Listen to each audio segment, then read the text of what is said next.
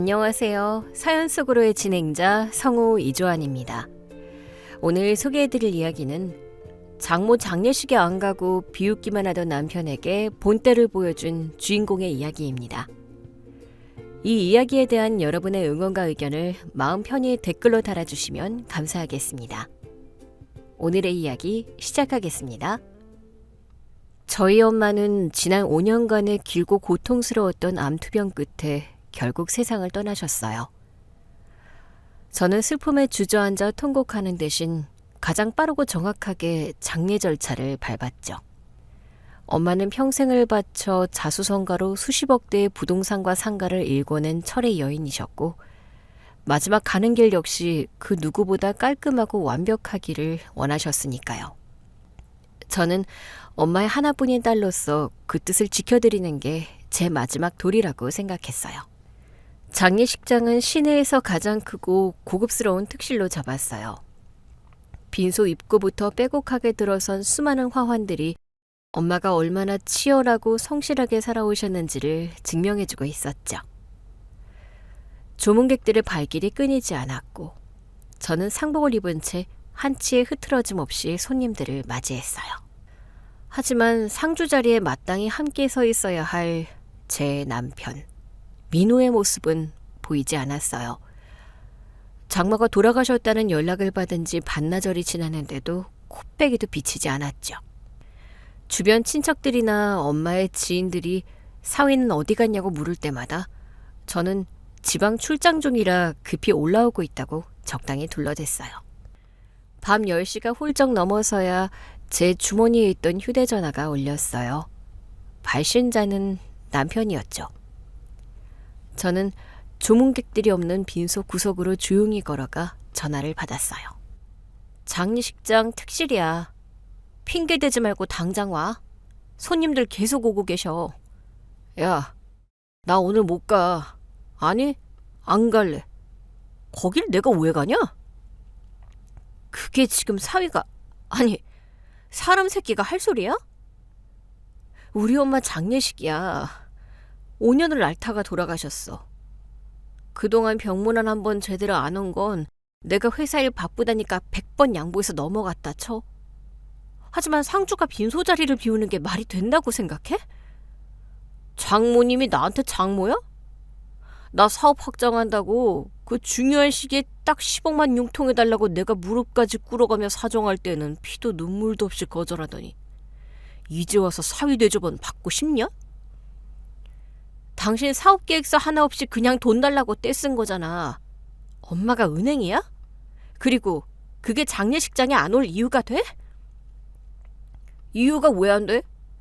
나한테는 단돈 1억도 벌벌 떨면서 안 빌려주더니 생판 남한테 그 많은 알짜배기 상가랑 전재산 다 퍼주고 간 마당에 내가 미쳤다고 거길 가?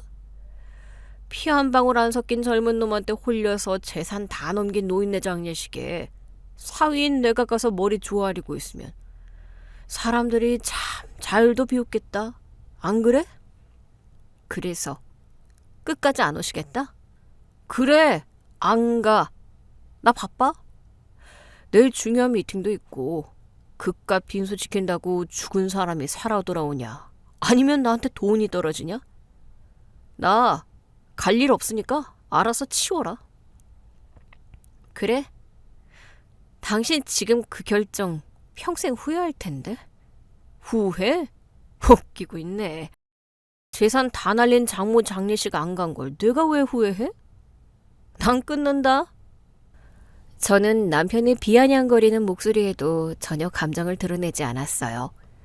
더 매달리거나 화를 내는 것조차 시간 낭비였으니까요. 저는 얼음장처럼 차가운 목소리로 딱 한마디만 남기고 먼저 전화를 뚝 끊어버렸죠. 그리고 다시 빈소로 돌아가 아무 일도 없었다는 듯 조문객들을 챙겼어요. 제 얼굴에는 눈물 한 방울 맺히지 않았어요. 새벽 1시쯤 되었을 무렵 장례식장 복도가 웅성거리는 소리로 소란스러워졌어요. 자동문이 열리고 익숙한 얼굴들이 무리지어 들어오고 있었죠. 시어머니, 시아버지, 시동생 민철, 그리고 동서 수진이었어요. 장례식장에 온 사람들의 행색이라고는 믿기지 않았어요. 시어머니는 화려한 패턴이 들어간 블라우스를 입고 있었고 동서는 명품 로고가 크게 박힌 가방을 달랑거리며 들어왔죠. 시동생은 아예 술 냄새를 풀풀 풍기며 붉어진 얼굴로 비틀거렸어요. 그들은 빈소에 모서진 엄마의 영정사진 앞에서는 묵념조차 하지 않고 곧바로 가족실 테이블 쪽으로 직행해 자리를 잡고 앉았어요. 저는 차가운 시선으로 그들을 내려다보며 다가갔어요. 오셨어요? 늦은 시간인데 조문부터 하시죠. 조문은 무슨? 아이고, 사부인 가실 때 가시더라도 우리 민우 기라도 좀 살려주고 가시지. 참 야속하게도 가셨네. 니 애미가 노망이 나도 단단히 났지. 어떻게 피 한 방울 안 섞인 생면부지남한테 그 아까운 상가랑 땅을 다 넘기냐? 내 말이 그 말이다. 야, 너 똑바로 들어라. 네 남편이 밖에서 뼈 빠지게 사업한다고 고생하는데 장모라는 사람이 뒤에서 밀어주지는 못할 망정 어디서 굴러먹다 온 놈한테 전 재산을 줘? 네가 딸이라며. 딸년이 눈 뜨고 코 베이는데 넌 가만히 있었어? 도대체 오시자마자 무슨 소리들을 하시는 건지 모르겠네요. 저희 엄마 노망 안 나셨고요. 돌아가시기 전날까지 정신 아주 또렷하셨어요. 그리고 엄마가 평생 고생해서 번 돈 누구한테 주든 그건 온전히 저희 엄마 권리죠. 거기에 제가 이래라 저래야 할 자격도 없고 아버님 어머님이 화내실 일은 더더욱 아닙니다. 형님, 솔직히 저희도 소문 다 들었어요. 어머님이 연세도 있으시고 판단력 흐려지셔서 생판 남한테 속아 넘어간 거라면서요? 그거 변호사 사서 소송하면 당장 무효로 돌릴 수 있대요. 빨리 유류분 반환 청구 소송이든 뭐든 하셔서 아주버님 사업자금 되셔야죠. 지금 아주버님 회사가 얼마나 힘든데요? 동서, 남의 집 재산에 왜 그렇게 감나라 배나라 해요? 소송은 아무나 막 하는 줄 알아요? 그리고 설령 제가 유류분을 받는다 한들 그 돈이 왜 민우 씨 사업자금으로 들어가야 하죠? 형수, 말이 너무 심하잖아. 우리 형이 남이야? 부부잖아. 형이 지금 자금이 얼마나 쪼들리는데. 형이 성공하면 형수도 좋은 거 아니야? 사돈 어른도 진짜 너무하신 거 맞지? 그 10억 장모님 입장에선 껌값이었잖아. 그거 하나 안 빌려줘서 우리 형을 이렇게 벼랑 끝으로 몰아? 벼랑 끝으로 먼 건 우리 엄마가 아니라 서방님 형의 무능력이죠. 그리고 서방님, 어디서 감히 돌아가신 저희 엄마한테 너무하다는 막말을 입에 올려요? 어디서 시어미랑 시동생한테 눈을 치켜뜨고 말댔구야? 여자가 남편 기죽이겠으리. 네가 그러니까 민우가 장례식장에 안 오는 거 아니야? 네가 당장 변호사 알아보고 소장 접수 안 하면 우리 집안 며느리 노릇 할 생각 꿈도 꾸지 마라. 어머니, 제가 언제 이 집안 며느리 노릇 하겠다고 매달리기라도 했나요? 저한테 며느리 타령하시기 전에 본인들 아들 단속이나 똑바로 하세요. 민우 씨가 밖에서 뼈 빠지게 고생한다고요? 지난 3년간 민우 씨가 집에 생활비 한 푼 안 가져다 준 건 알고나 하시는 말씀이세요? 제 월급으로 대출이자 맞고 생활비 된 게 얼만데요? 사업하다 보면 그럴 수도 있는 거지. 남자가 큰일 하다 보면 돈이 많을 수도 있는 거야. 네가 내조를 잘했어야지. 내조요? 저 우리 엄마 병원비, 요양원비 전부 재선에서 해결했어요. 민우 씨한테 손 한 번 안 벌렸다고요. 그런데 민우 씨는 자기 사업 말아먹고 있는 걸 왜 장모 탓을 해요? 은행에서도 담보 없이는 안 빌려주는 10억을 제대로 된 사업계획서 한 장 없이 장모한테 덜렁 빌려달라는 게 도둑놈 심보 아닌가요? 저희 엄마가 민우 씨 물주예요? 형님, 그래도 가족이잖아요. 가족끼리 돕고 사는 거죠. 지금 그 알토란 같은 재산 남한테 다 넘어간 거 배 안 아프세요? 솔직히 우리 다 알잖아요. 형님 아주버니 돈 보고 아주버님이랑 결혼한 거. 동서, 말 조심해. 누가 누구 돈을 보고 결혼해? 빈손으로 장가온 건 민호 씨야. 신혼집 전세금부터 혼수까지 전부 우리 엄마가 해준 거 다 알면서 어디서 함부로 입을 놀려? 그리고 민호 씨한테 돈 빌려준 거 아버님 본가 담보 잡히고 동선에 피자집 담보 잡혀서 끌어다 쓴 거잖아. 그 이자나 제대로 내고 있는지나 신경 써. 우리 엄마 재산은 1원 한 장 그쪽들 빚 갚는데 안 쓰일 거니까 헛물 켜지 마. 형수, 지금 우리 가게 담보 잡힌 거 무시하는 거야? 형이 돈 벌어서 갚는다고 했어. 형수네 엄마가 돈만 빌려줬어도 우리 집이 이럴 일 없잖아. 서방님네 가게가 빚에 넘어갈 위기인 걸 왜 죽은 우리 엄마 탓을 하냐고요. 서방님이 형 믿고 도장 찍어준 본인들 선택이잖아요. 남의 장례식장에 술 처먹고 와서 조문은커녕 돈 타령이 나고 고인 모욕하는 게 사람 새끼들이 할 짓이에요? 인연이 미쳤나? 어디다 대고 사람 새끼 우는이야? 예의가 없으시면 눈치라도 있으셔야죠. 지금 바깥에 조문객들 계신 거 안 보이세요? 제가 소리 지르고 상 엎어서 경찰 부르기 전에 좋은 말 할 때 다들 당장 나가세요. 네가 기어이 남편 집안 사람들을 길바닥에 나앉게 만들 작정이구나? 독한 년. 저러니 남편이 정 떨어져서 안 오지. 가자. 이런 상종 못할 것들한테 무슨 말을 더 하겠냐? 네, 가세요. 그리고 다시는 이 장례식장에 발걸음하지 마세요. 부조금 낼 돈도 없으신 것 같은데 가시는 길에 소금 안 뿌리는 걸 다행으로 아시고요. 저는 손가락으로 장례식장 입구를 정확히 가리켰어요. 시어머니는 분에 못 이겨 씩씩거렸고 동서는 입술을 삐죽거리며 시동생의 팔을 잡아 끌었죠. 시아버지는 제게 삿대질을 하며 끝까지 저주를 퍼부었지만 저는 눈 하나 깜짝하지 않고 그들을 응시했어요. 그들이 문을 쾅 닫고 나가는 순간까지 제 자세는 꼿꼿했어요. 주변에 있던 몇몇 친척들이 조심스레 다가와 괜찮냐고 물었지만 저는 가볍게 미소 지으며 고개를 끄덕였어요. 속이 끓어오르거나 화가 나지 않았거든요. 오히려 너무 맑고 선명하게 앞으로 해야 할 일들이 보일 뿐이었어요. 남편과 시댁 식구들이 저렇게 바닥을 보여줄수록 제가 준비한 일들은 더욱 완벽하고 통쾌하게 끝을 맺을 테니까요. 저는 다시 옷매무새를 가다듬고 빈소 한가운데에 섰어요. 엄마의 영정 사진 속 미소는 여전히 온화하고 단단해 보였죠.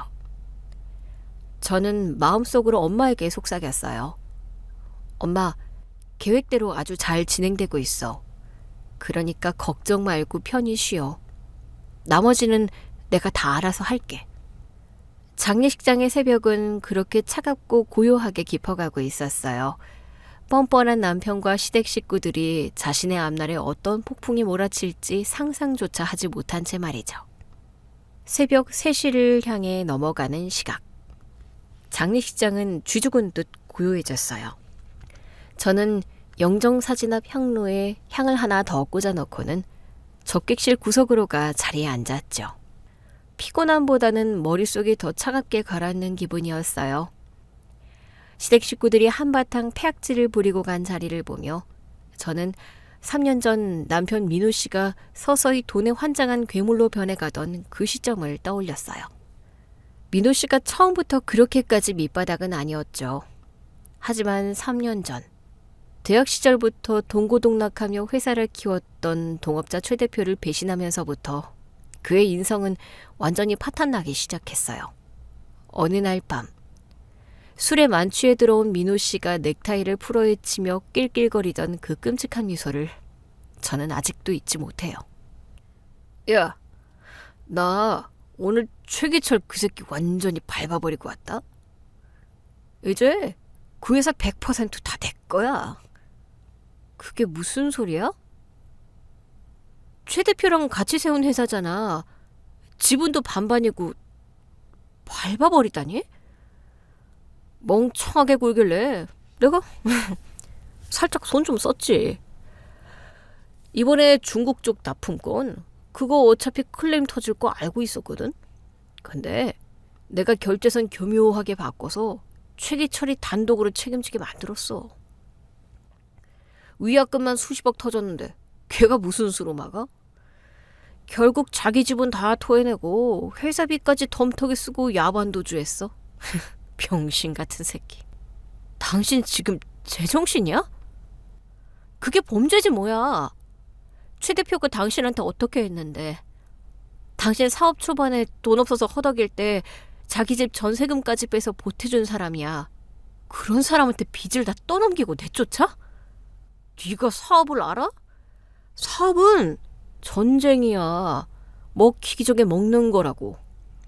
돈 앞에서는 부모 형제도 없는 판에 동업자? 웃기지 말라 그래. 내가 걔 쳐내느라 법인 자금 융통하고 머리 쓴 거 생각하면 내 능력이 대단한 거지. 이제 내 세상이야. 두고 봐. 내가 돈을 얼마나 쓸어 담는지.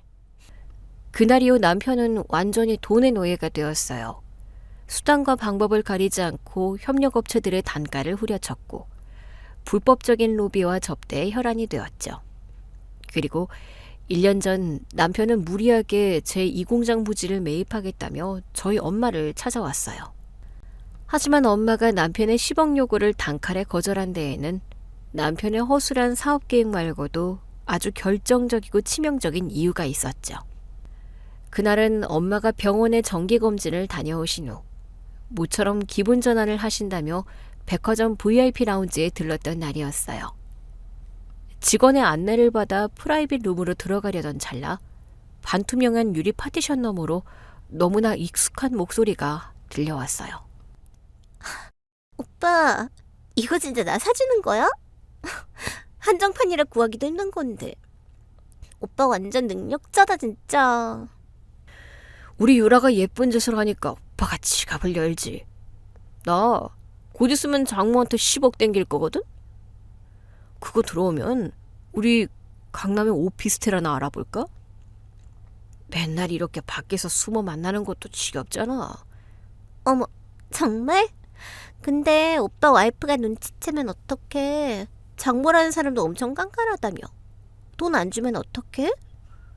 야, 우리 장모 이제 오늘 내일 해. 암 환자잖아. 그리고 도희 그 멍청한 여자는 내가 회사 일로 바쁜 줄 알고 밤마다 야식 차려놓고 기다리는 등신이야. 장모가 돈 안 주면 내가 알아서 뜯어낼 방법이 다 있어. 늙은이가 돈 쥐고 있어 봐야 관에 싸들고 갈 것도 아닌데 알아 누웠을 때 도장 하나 못 훔치겠어? 라운지 구석의 은밀한 소파 자리에서 남편은 처음 보는 젊고 화려한 여자의 허리를 감싸 안고 목덜미에 입을 맞추고 있었어요. 제 남편이 제 엄마의 죽음을 입에 올리며 상간녀와 희희낙락하는 그 끔찍한 광경을 저와 엄마는 두 눈으로 똑똑히 목격하고 만 거예요. 저는 순간 피가 거꾸로 솟아 당장이라도 파티션을 걷어차고 들어가 남편의 뺨을 올려붙이려 했어요. 하지만 제 손목을 꽉 낚아챈 건 엄마였어요. 엄마의 손은 가늘게 떨리고 있었지만 눈빛만큼은 그 어느 때보다 차갑고 매서웠죠. 가만히 있어. 지금 들어가서 상 엎어봤자 저 쓰레기한테 재산 빼돌릴 시간만 벌어주는 꼴이야. 뱀을 잡으려면 꼬리가 아니라 머리를 쳐야지. 완벽하게 목줄을 잴 때까지 넌 아무것도 못 본 거다. 알겠니? 저는 입술을 꽉 깨물고 피가 날 정도로 주먹을 쥔 채 엄마와 함께 소리 없이 라운지를 빠져나왔어요. 그리고 그날 이후 저 엄마는 남편을 완벽하게 파멸시키기 위한 치밀하고도 조용한 계획을 세우기 시작했죠. 그 일이 있고 불과 며칠 뒤 남편은 아무것도 모른 채 뻔뻔한 얼굴로 친정집 현관문을 열고 들어왔어요. 한 손에는 어설프게 제본된 사업계획서 쪼가리를 들고 말이죠. 장모님, 저 왔습니다. 안색이 좀 안 좋으시네요. 다름이 아니라 제가 이번에 확실한 물건을 하나 잡았는데 딱 10억이 모자랍니다. 장모님, 저 믿으시죠? 이 공장만 돌아가면 도희 평생 손에 물 한 방울 안 묻히고 살게 해줄 수 있습니다. 제 2금융권 이자 쳐서 드릴 테니 10억만 빌려주십시오. 계획서 내려놔라. 볼 필요도 없으니까. 네? 아니, 장모님, 한 번만 검토해 보시고. 자네?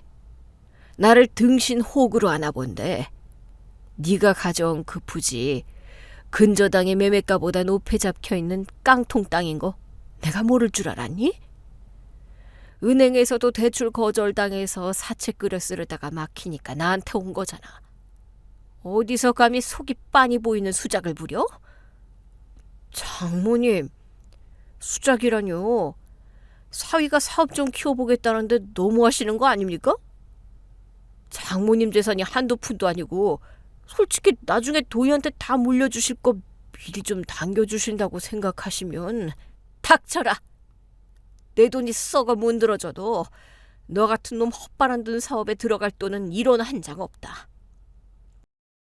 네 부모 집이랑 네 동생 가게까지 싹 다 잠보로 잡고 빚잔치 하는 놈한테 내 생떼 같은 돈을 줘? 썩 나가. 다시는 돈 얘기로 내 집에 발들이지 마라. 그날 남편은 현관문을 걷어차며 집을 나갔고 마당을 나서자마자 쌍욕을 내뱉었어요. 저는 창문 너머로 그 모습을 지켜보며 서늘하게 웃었죠. 다시 현재. 텅 빈 장례식장 접객실. 저는 상복 주머니에서 휴대전화를 꺼내 인터넷 브라우저를 열었어요. 제가 지난 몇 달간 비밀 계정으로 팔로우해둔 상간녀 유라의 비공개 SNS 계정이었죠. 그녀는 아주 자랑스럽고 멍청하게도 자신의 모든 일상을 실시간으로 중계하는 관종이었으니까요. 새로 고침을 누르자마자 불과 10분 전에 올라온 라이브 방송 녹화본과 스토리 영상들이 줄줄이 떴어요. 영상 속 배경은 시내에서 가장 비싸다는 5성급 호텔의 펜트하우스였어요. 최고급 샴페인과 룸서비스가 테이블에 가득 깔려 있었고 카메라가 흔들리며 비춘 사람들은 다름 아닌 제 남편 민우와 시동생 민철 그리고 동서 수진이었어요. 화면 속 남편은 얼굴이 벌겋게 달아오른 채 상간녀의 어깨에 팔을 두르고 샴페인 잔을 들어올리며 소리치고 있었어요. 야, 오늘 아주 기분 째지는 날이다. 나 돈줄 맞고 무시하던 늙은 노인네가 드디어 되졌댄다? 축배를 들어야지. 우리 유라 이제 진짜 내 마누라 될 날 머지않았다. 어머, 오빠, 말은 똑바로 해야지. 나 이미 오빠 마누라나 다름없잖아. 그치, 도련님? 아유, 그럼요, 형수님. 거길 왜 가요? 우리 형 돈줄 끄는 노인네 장례식에 우리가 미쳤다고 갑니까? 이제 형수님이 우리 집안 진짜 형수죠. 뒤질 거면 진짜 뒤질 것이지. 재산을 생판 남한테 맡겨놓고 가서 빡치긴 하지만 그래도 속은 시원하네. 맞아요, 형님. 아까 형님이 사주신 샤넬백 진짜 너무 마음에 들어요. 그동안 그 짠순이 도희 형님 밑에서 제가 얼마나 숨 막혔는지 아세요? 명절마다 아주 시어머니보다 더 깐깐하게 굴고 꼴 좋죠 뭐. 엄마 죽고 지 존줄도 끊겼으니 이제 우리 아주버님한테 꼼짝없이 매달려야 할걸요? 어머, 걔가 매달리면 오빠가 받아주는데? 오빠 이혼 소송할 건데? 아, 맞다. 아버님, 어머님도 인사해야지. 영상 속 상간녀는 자신의 휴대전화를 스피커폰으로 켜서 탁자 위에 올려두었어요. 전화기 너머로 익숙하고도 소름 끼치는 시어머니의 목소리가 크게 울려 퍼졌어요. 오냐, 유라야. 네가 우리 집안 복덩이지. 너희들끼리 재밌게 놀고 있니? 아까 그 독사 같은 년 빈소에 가서 한바탕 뒤집었고 오니까 내 속이 다 뻥 뚫리더라. 지엠이 죽은 게 우리 집안 경사인지 뭐냐? 빨리 소송해서 그년 맨몸으로 쫓아내고 우리 유라 며느리 자리에 앉혀야지. 유라야, 우리 민우 잘 부탁한다. 네가 싹싹해서 참 마음에 들어. 네, 아버님, 어머님. 조만간 오빠랑 같이 소고기 사서 찾아뵐게요. 영상은 남편과 상간녀가 환호하는 장면으로 끝이 났어요. 장례식장에 와서 그 폐악질을 부리고 간 시댁 식구들이 곧장 상간녀가 있는 호텔로 달려가 저런 역겨운 축하 파티를 벌이고 있었던 거예요. 저는 그 영상들을 전부 제 클라우드와 변호사에게 공유하는 폴더에 조용히 저장했어요. 손이 떨리거나 화가 나기는커녕 입가에 비릿한 미소가 번졌죠. 그래, 실컷 웃어둬. 지금 그 샴페인이 당신들이 마시는 마지막 축배가 될 테니까. 이 바보 같은 인간들은 꿈에도 모르고 있었어요. 제 엄마가 생판 남에게 전 재산을 넘긴 진짜 이유가 무엇인지. 그리고 내일 해가 뜨고 장례식이 끝나는 순간 그들이 있는 호텔 스위트룸부터 시댁의 본가, 시동생의 피자집, 남편의 회사까지 어떻게 한순간에 지옥으로 변하게 될지 말이죠.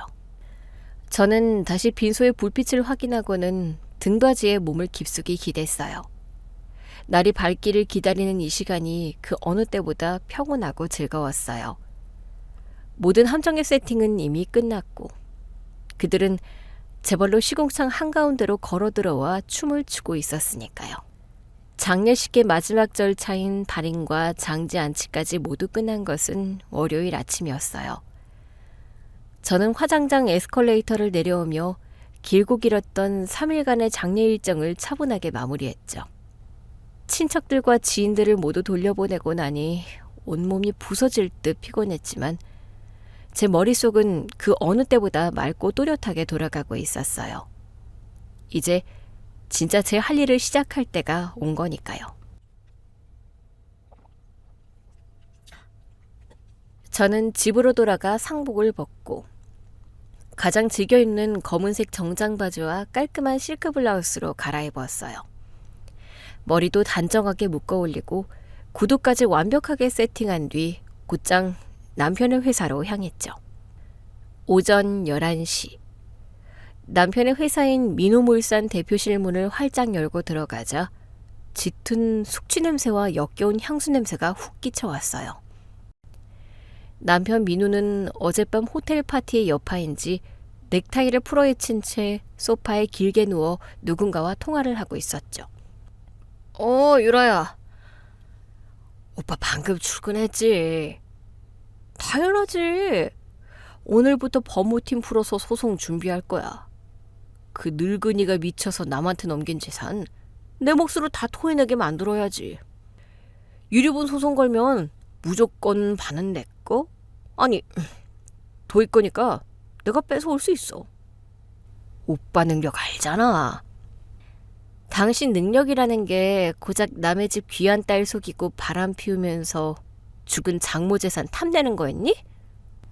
제 서늘한 목소리에 화들짝 놀란 남편이 소파에서 용수철처럼 튀어올랐어요. 황급히 전화를 끊은 남편은 저를 위아래로 훑어보며 미간을 팍 구겼죠. 야, 넌 남편 회사 오는데 노크도 안 하냐? 그리고 꼴이 그게 뭐야? 장례 끝난 지 하루도 안 지났는데 화장까지 떡칠하고 아주 신이 났네? 독한 기집애. 네 애미 죽었는데 슬프지도 않냐? 슬퍼할 시간이 어디 있어.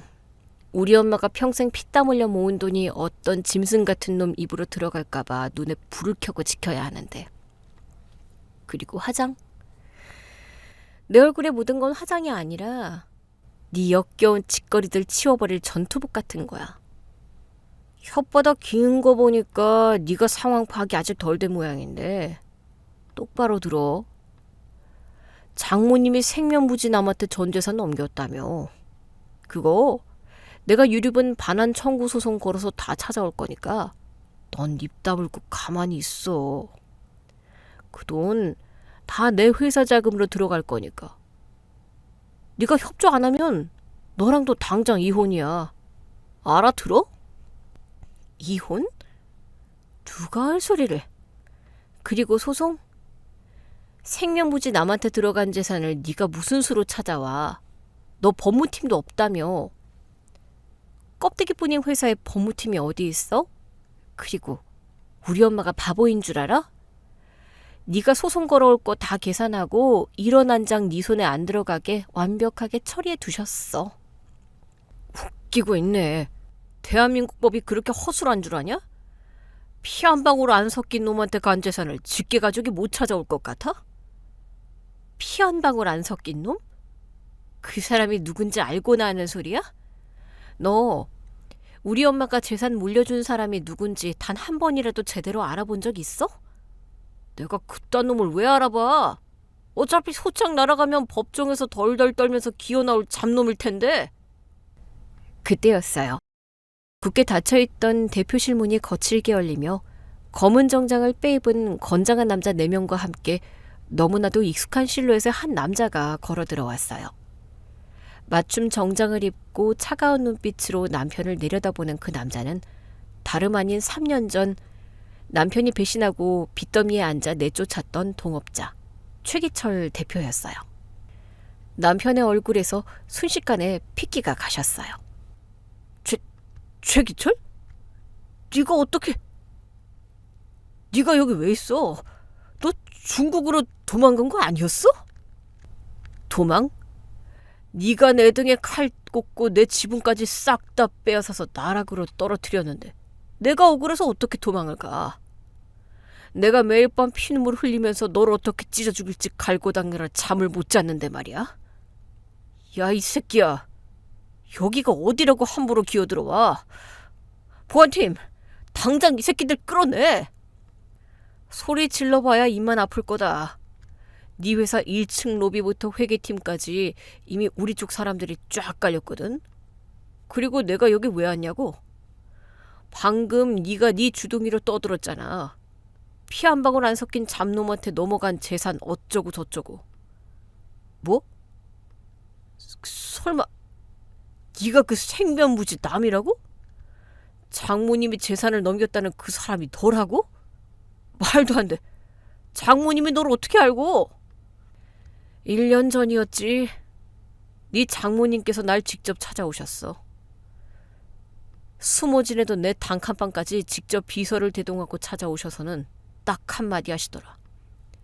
내 딸 눈에 피눈물 나게 한 짐승 새끼 숨통을 끊어버릴 건데 네가 그 칼자루를 좀 쥐어줘야겠다고. 이거 다 사기야. 장모님이 미친 게 분명해. 아무리 그래도 자기 사위 쳐내자고 너 같은 놈한테 수십억을 줘? 이거 명백한 무효야. 무효? 민호 씨, 당신은 아직도 우리 엄마가 그냥 돈만 기철 씨한테 쥐어준 줄 아나 본데 제발 주제 파악 좀 해. 엄마가 기철 씨한테 물려준 건 단순한 현금이나 부동산이 아니야. 저는 여유롭게 팔짱을 끼며 남편을 바라보았어요. 기철 씨는 품에서 두툼한 서류 봉투를 꺼내 남편의 책상 위로 거칠게 내던졌어요. 똑바로 봐, 이 쓰레기야. 이게 뭔지 알아?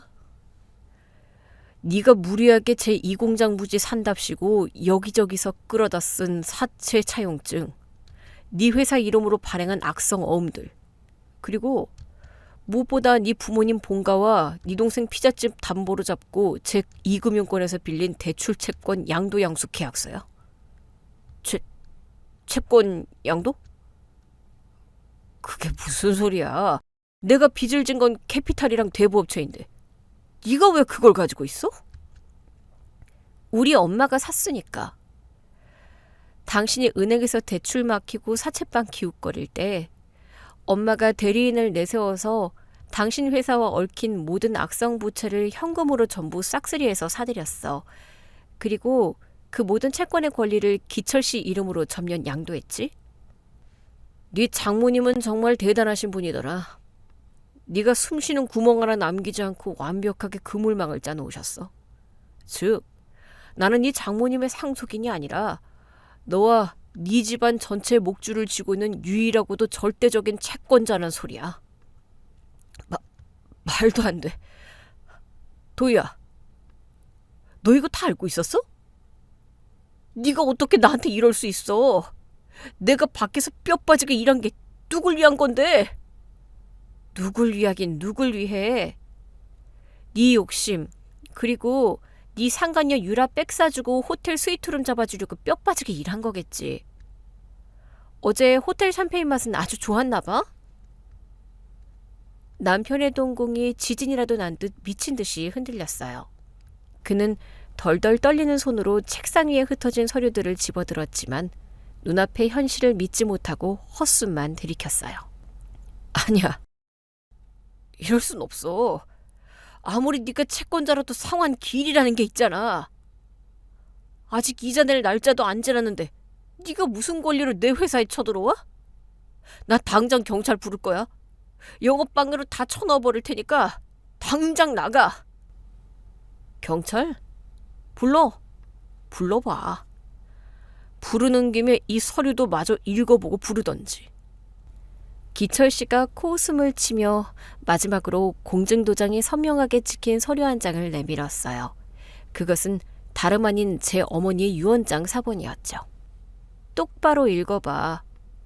우리 엄마가 당신한테 마지막으로 베푼 알량한 자비니까. 남편은 떨리는 목소리로 유언장 구절을 더듬더듬 읽어내려갔어요.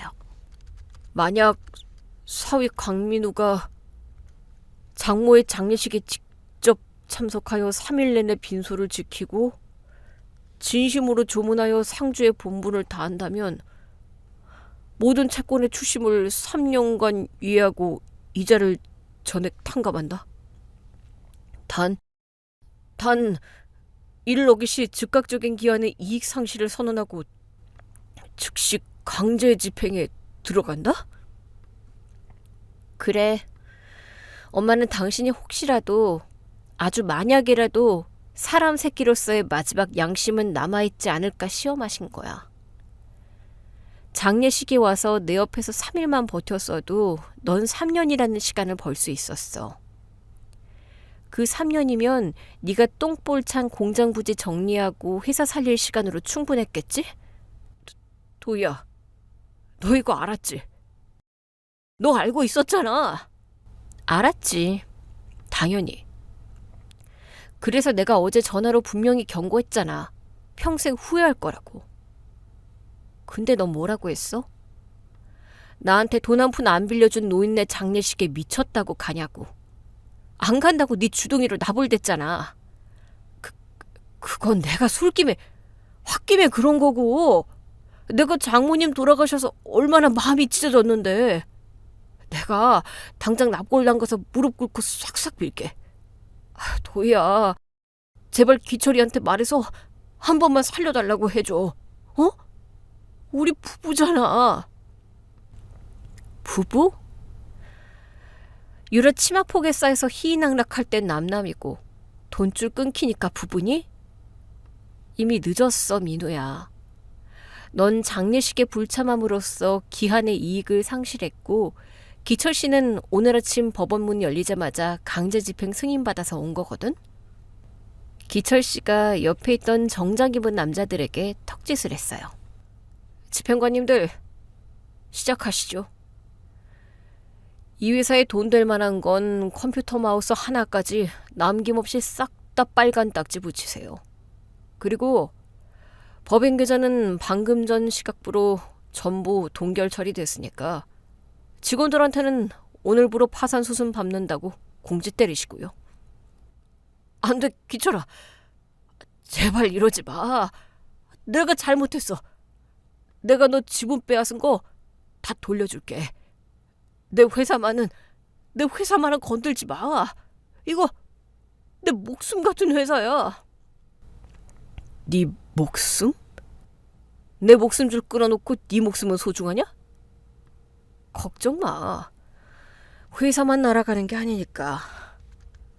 네 부모랑 동생한테 지금쯤 반가운 손님들이 도착했을 텐데.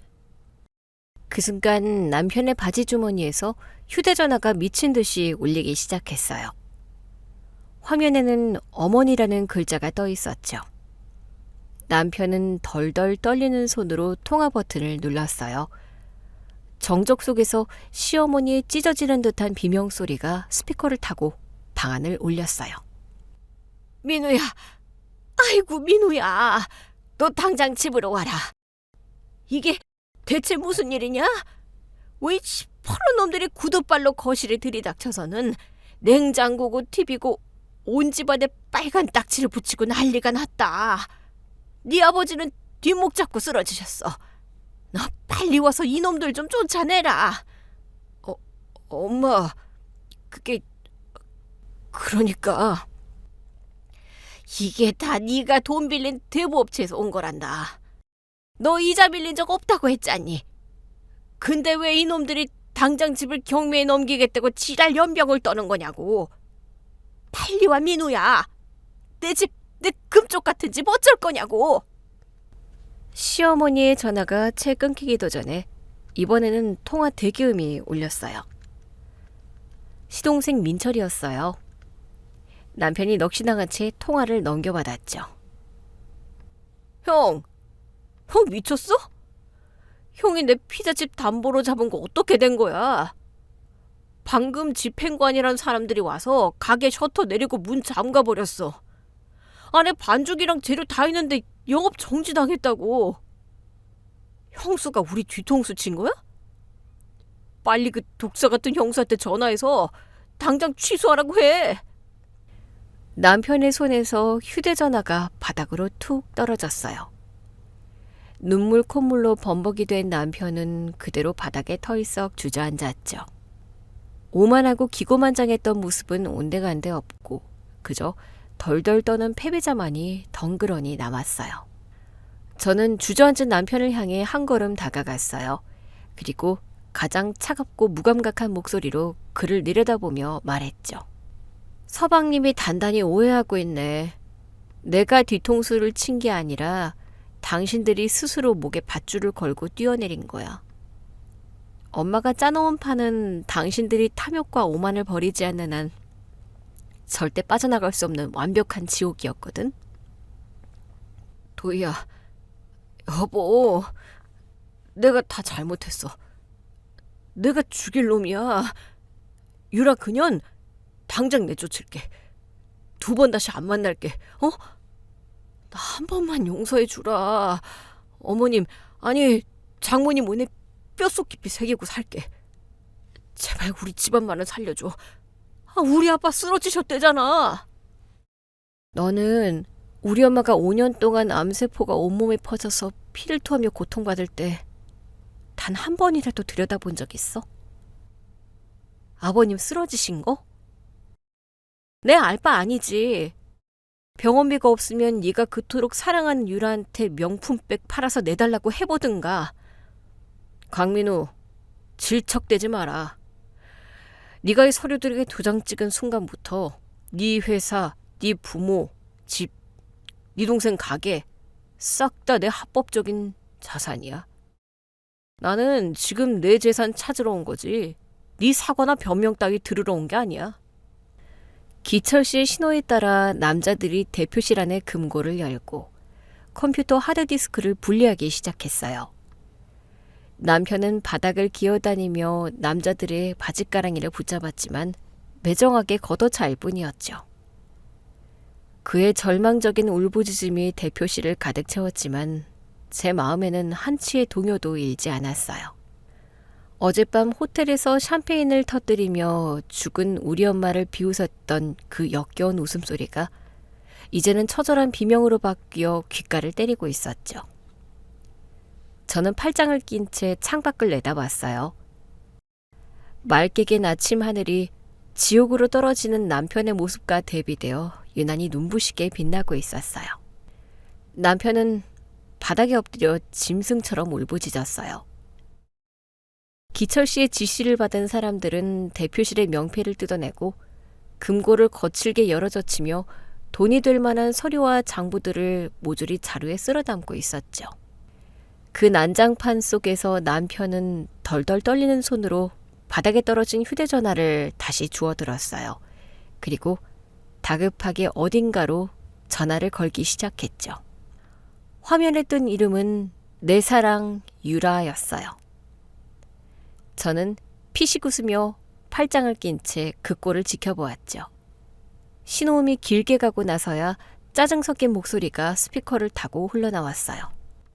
아, 왜? 나 지금 바쁘다니까. 유라야, 유라야, 너 지금 어디야? 오빠 지금 큰일 났어. 호텔이지? 오빠가 지금 당장 갈 테니까 네가 가지고 있는 오빠 비상금 통장이랑 도장 좀 챙겨놔. 어? 우리 당분간 몸 좀 숨겨야 할 것 같아. 오빠 미쳤어? 내가 지금 거길 왜 가? 나 방금 호텔 체크아웃하고 공항 가는 길이야. 뭐? 공항? 네가 거길 왜 가? 오빠 지금 회사 부도나게 생겼어. 장모님이 내 채권을 다 사서 딴 놈한테 넘겼단 말이야. 나 지금 길바닥에 나앉게 생겼다고. 그러니까 일단 네가 가지고 있는 그 돈부터. 찌질하게 진짜 왜 이래? 오빠 빈털털이 된 거 내가 모를 줄 알아? 아까 도련님한테 전화 와서 집이고 가게고 다 압류당했다고 난리치길래 나도 눈치 깠지. 능력도 없는 게 어딜 빈대 붙이려고 수작이야. 유라야, 너 그게 무슨 소리야? 우리 결혼하기로 했잖아. 내가 너한테 사준 명품이랑 차가 얼만데 네가 나한테 어떻게 이래? 결혼은 무슨 돈 떨어지면 끝이지. 그리고 오빠가 사준 가방이랑 시계? 그거 벌써 중고 명품샵에 싹 다 넘겨서 현금으로 바꿨어.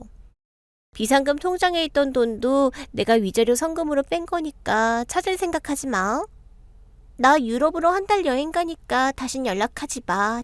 찌질한 새끼. 전화는 매정하게 끊겼어요. 남편은 멍한 얼굴로 뚜뚜거리는 휴대전화를 바라보았죠. 어젯밤까지만 해도 서로 마누라니 여보니 하며 죽고 못 살던 두 사람의 결말치고는 너무나도 뻔하고 초라했어요. 어쩌니? 네 하나뿐인 동아줄이 썩은 동아줄이었네. 돈 보고 꼬인 파리떼가 돈 냄새가 끊기니까 날아가는 건 당연한 거 아니야? 아니야. 유라가 나한테 이럴 리가 없어. 도희야, 네가 걔한테 무슨 짓 한 거 아니야? 네가 걔 협박했지. 제가 입을 열기도 전에 대표실 밖 복도에서 우당탕거리는 요란한 소리가 들려왔어요. 닫혀있던 문이 쾅 하고 부서질 듯 열리며 시어머니와 시동생 그리고 동서가 엉망진창인 꼴로 들이닥쳤어요. 시어머니는 신발도 짝짝이로 신고 있었고 시동생은 앞치마에 밀가루를 잔뜩 묻힌 채였죠. 민우야, 이 썩어 죽을 놈아! 시어머니는 방에 들어오자마자 바닥에 주저앉은 남편의 머리채를 사정없이 낚아챘어요. 남편의 비명이 터져 나왔지만 시어머니의 소나기에는 자비가 없었죠. 형 미쳤어? 나 방금 길바닥에 쫓겨났어. 내 전 재산 다 들어간 가게라고. 네가 뭔데 내 인생을 망쳐? 엄마, 놔봐 민철아. 나도 지금 미치겠단 말이야. 미치긴 뭘 미쳐요? 아주버님이 우리 집까지 다 말아먹었잖아요. 어머님, 제가 뭘 했어요? 아주버님 저거 밖으로만 겉돌면서 헛바람 들었을 때부터 알아봤어야 한다니까요. 이제 우리 어떻게 살아요? 아이고 내 팔자야. 내가 전생에 무슨 죄를 지어서 저런 놈을 낳았을꼬? 네가 감히 네 애비 평생 피땀 흘려 산 집을 날려먹어? 네 아버지는 지금 중환자실에 누워있어. 이 천하의 불효막심한 노나. 불과 몇 시간 전 호텔에서 샴페인을 터뜨리며 제 어머니의 죽음을 조롱했던 그 화목한 가족은 온데간데 없었어요. 그들은 서로의 얼굴을 핥히고 머리채를 잡으며 짐승처럼 엉겨붙어 싸우기 시작했죠. 시동생은 주먹으로 남편의 얼굴을 내리쳤고 남편은 코피를 흘리며 발버둥 쳤어요. 저는 그 아수라장 한가운데서 한 걸음 물러나 조용히 그들을 감상했어요. 저와 기철 씨는 서로 시선을 교환하며 옅은 미소를 지었죠. 가족회의는 나중에 길바닥에 나앉아서 천천히 하시고. 나 바쁜 사람이라 이쯤에서 마무리해야겠는데 여기 대표실에 있는 짐 당장 내일까지 싹 다 빼라.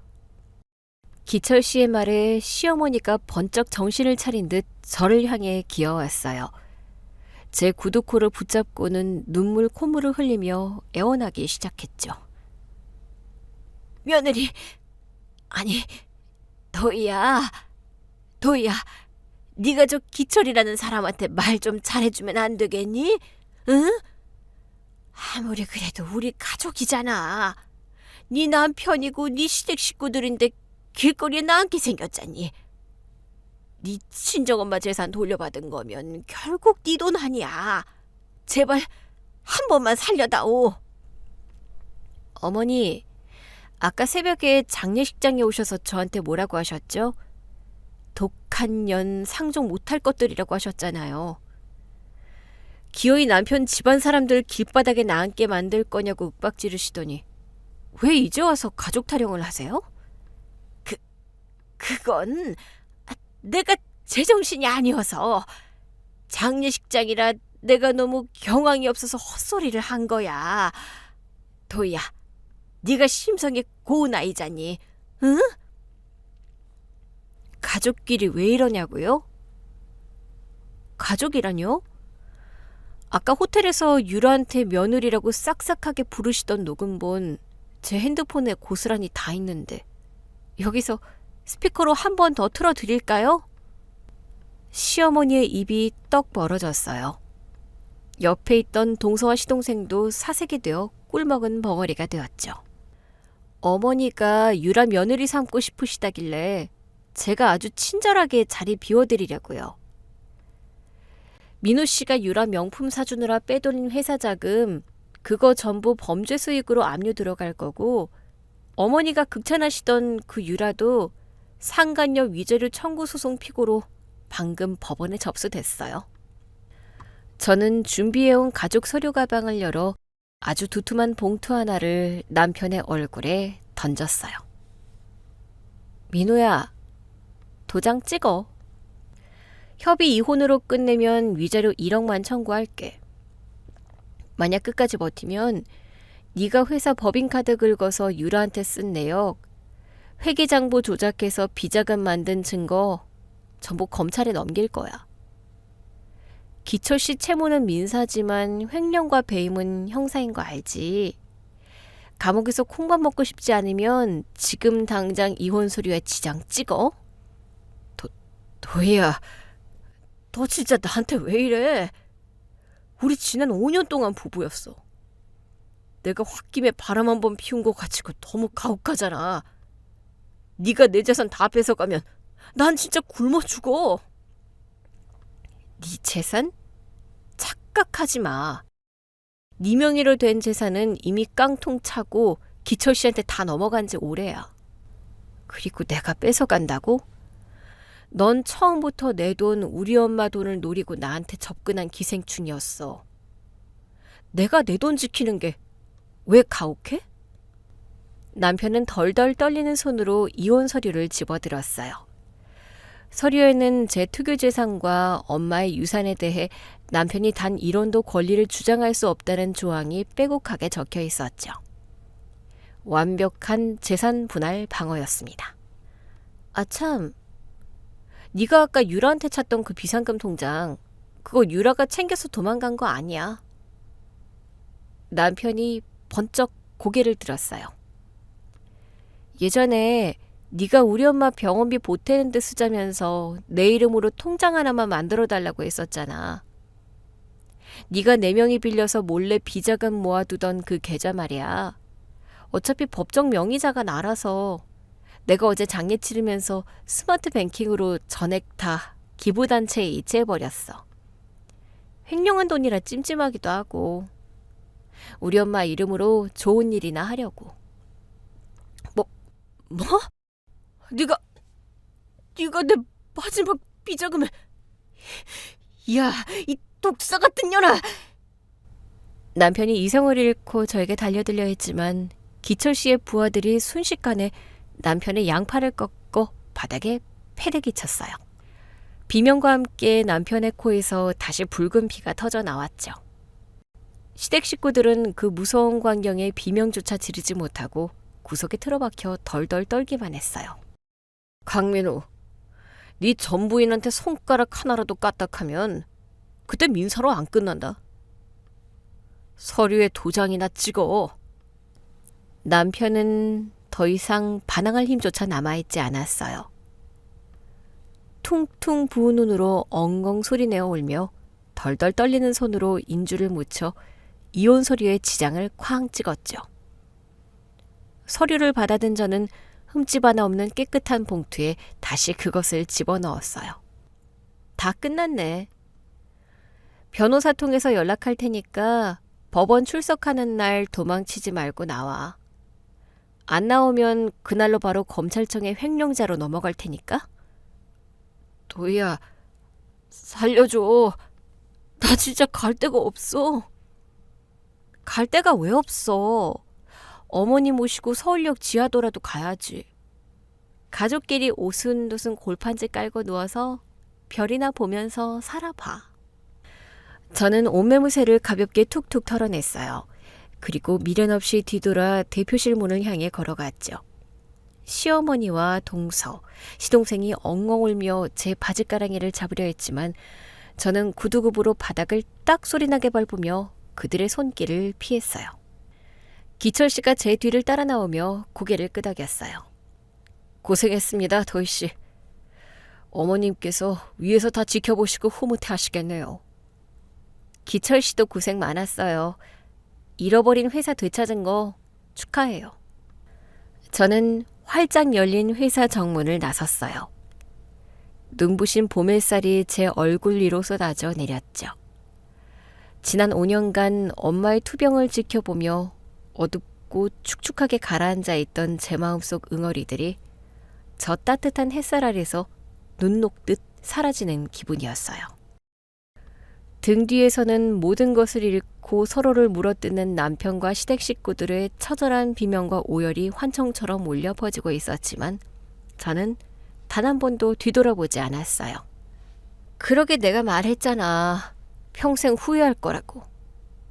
당신들의 지옥은 이제부터가 진짜 시작이야.